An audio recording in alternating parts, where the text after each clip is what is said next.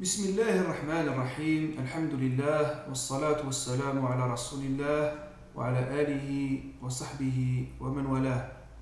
نرحب بكم في هذه سلسلة تمارين sur les machines électriques واليوم إن شاء الله مع التمرين الثالث sur la machine asynchrone. إذن في هذا التمرين عندنا un moteur asynchrone tétrapolaire, donc le nombre de paires de pôles P est égal à 2. عندنا stator monté en triangle, هذه نحتاجها كثيرا. Fonctionne dans les conditions suivantes. أول حاجة tension entre phases 380, la fréquence 60 Hz, مش 50 Hz كالعادة, la puissance utile 5 kW, vitesse de rotation 1510 tours par minute, le facteur de puissance 0,9, l'intensité en ligne 10 ampères, la résistance du stator mesurée entre deux fils de phase 0,8 ohms. On admettra pour ce fonctionnement que les pertes dans le fer, donc les pertes fer au stator, égales aux pertes fer par effet Joule. Donc, c'est oui, les pertes Joule. Les pertes par effet Joule au stator. Pour ce régime de fonctionnement, calculez le glissement. Voilà le couple utile, l'intensité de courant de chaque phase du stator pour la troisième question. Pour la quatrième, les pertes par effet Joule au stator. De la puissance absorbée par le moteur, les pertes Joule au rotor et finalement, et enfin le rendement du moteur. Et then le glissement ou Pour le glissement, le glissement est égal à la vitesse de synchronisme moins la vitesse de rotation sur la vitesse du synchronisme. La vitesse de rotation liée 1710 tours par minute. لازم علينا نحسبوا la vitesse du synchronisme. La vitesse du synchronisme كلكم تعرفوا تحسبوها, كلكم على بالكم باللي NS تساوي la fréquence اللي عطاوها لنا 60 sur le nombre de paires de pôles. La fréquence الخطرة هذه ماهيش 50 Hz, راهي 60, donc 60 fois 60 sur 2, donc تجيني 1800 tours par minute. Maintenant, le glissement, facilement, تقدروا تحسبوه 1800 ناقص 1710 sur 1800 واعتقد انه طيح لنا 0,05 unité. هذا اخواني الكرام بالنسبه للجليسمون. السؤال الثاني يقولنا لو كوبل يوتيل. لاحظوا معايا باللي بور لو كوبل يوتيل عندي لا بيسونس يوتيل سيتي مدوني اخواني الكرام. دونك عندي لا بيسونس يوتيل وعندي كذلك لا فيتاس دو روتاسيون. كلكم اخواني تعرفوا باللي لا بيسونس en général ومنها لا بيسونس يوتيل تساوي لو كوبل يوتيل. مادام بيسونس يوتيل لو كوبل يوتيل فوا لا فيتاس دو روتاسيون. اتونسيون لازم هنا لا فيتاس تكون راديون بار سكوند. متقدرش تخدم بالتور بار مينيت. رجال لو كوبل هو نيوتن متر يمشي مع الراديون بار سكوند باش يجيك لو وات باش الامور تكون هوموجين. دونك فاسيلمون اخواني الكرام تقدر تحسب لو كوبل يوتيل اللي راح يساوي لا بيسونس يوتيل اللي عطاوها لنا سور لا فيتاس دو روتاسيون. دائما نذكركم لازم تحولها للراديان بار سكوند. دونك لازم تتعلم تفوت من التور بار مينوت فير راديان بار سكوند. هذا بالنسبة للسؤال الثاني. إذا هذا كملنا معه. L'intensité du courant dans chaque phase du stator. إذا هنا ممكن بزاف طلبة راح يغلطوا. نرسم لكم ان سيركوي تريفازي تريون.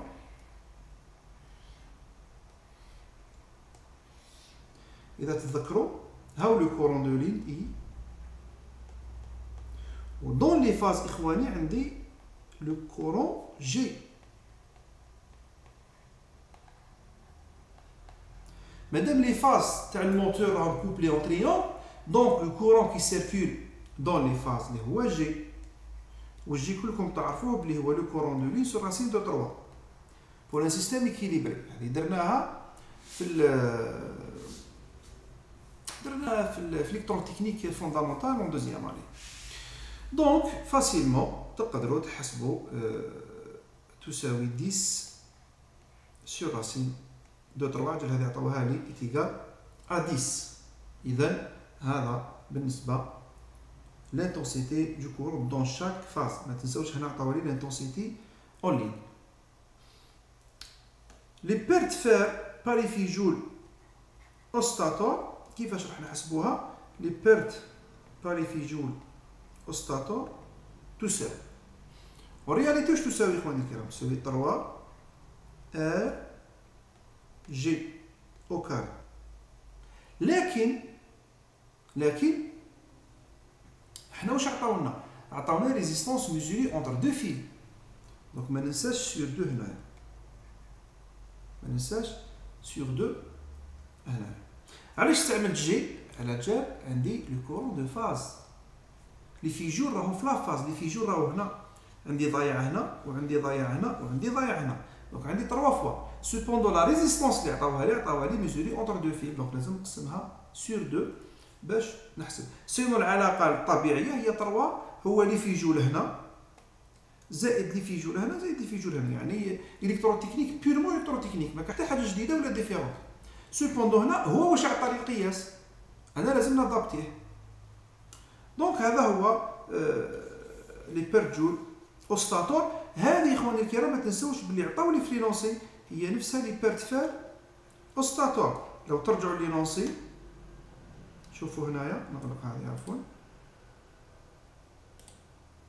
شوفوا هنا يا اخواني الكرام يقول لك que les pertes fer sont égales aux pertes parifi joule. دونك هي نفسها القيمه تاع لي في جول. بعد ما كملت مع لي بيرت باريفي جول ستاتور، اني دومونديو لا بيسونس ابسوربي بار لو موتور. اخواني الكرام بالنسبه لا بيسونس ابسوربي بار لو موتور كلكم تعرفوا بلي لا بيسونس ابسوربي هي اون بيسونس اكتيف.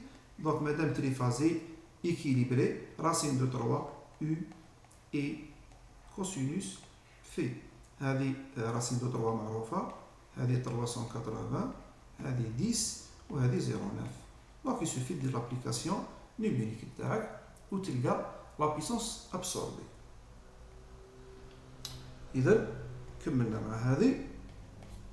دوكا لي بيرت جول دو روتور، لي بيرت جول او روتور.